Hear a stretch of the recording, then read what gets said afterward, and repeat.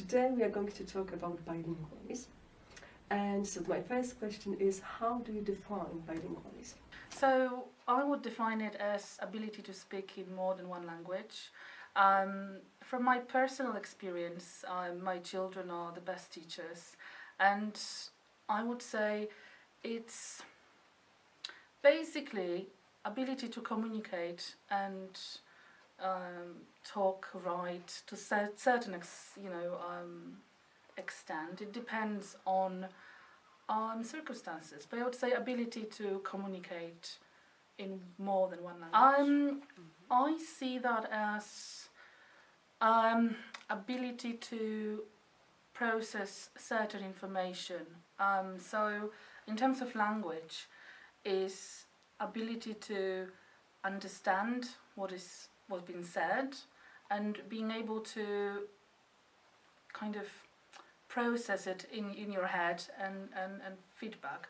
I have experience with my own children and with children who I used to teach in schools. Yep. So it depends on circumstances again. Okay. So for example, two Polish parents will speak presumably only Polish at home, but then so up to 3 years, let's say, or 4, when child is at home, child will be exposed to Polish language more than English. Yeah.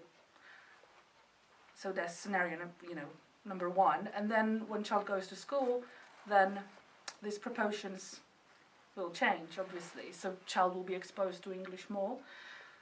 And then, it depends on parents how they will tackle it, really. So they could continue Polish at home, so child has a really good understanding, and this is very important to have this first language absolutely established, so then the second one will overlap.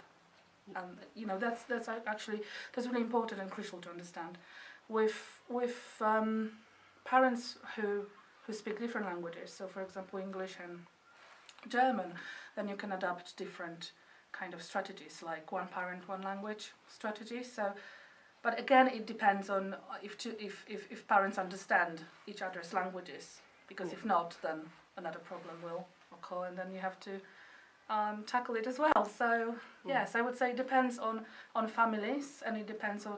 I mean, it's really good to establish language plan, rather than change it over the time, because it may be confusing for a child. Yeah. And what do you mean by a language plan? How to do it? So let's say two Polish parents, and then you decide your child will go to English school soon, and so on. And I think the first struggle is when you are out there and you don't know which language will you use with your child, either Polish or English. Yeah. However, it depends on your skills as well, because if you're more fluent in Polish, which is often the case, then my advice is to stick to it no matter what. And even if you are with your friends, you have to just inform them or talk to them, basically, if you feel a little bit guilty that you are going to use Polish language with your child, because it's part of your family language plan.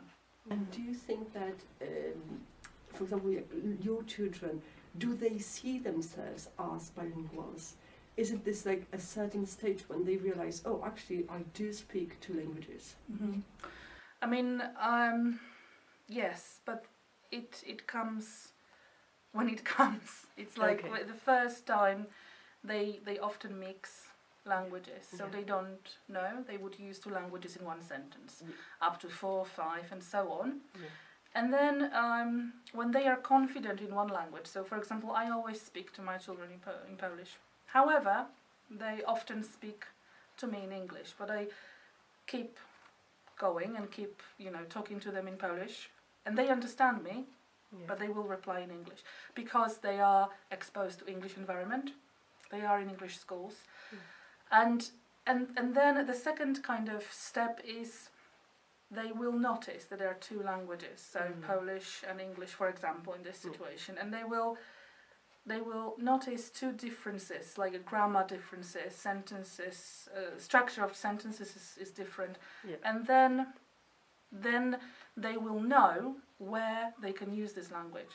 So, for example, with family in Poland, or with Polish friends here. So this is the next step, like, and often this is about gaining kind of identity as well. So it's all very blurry at the beginning, but then it starts to have a kind of shape. Fantastic, great.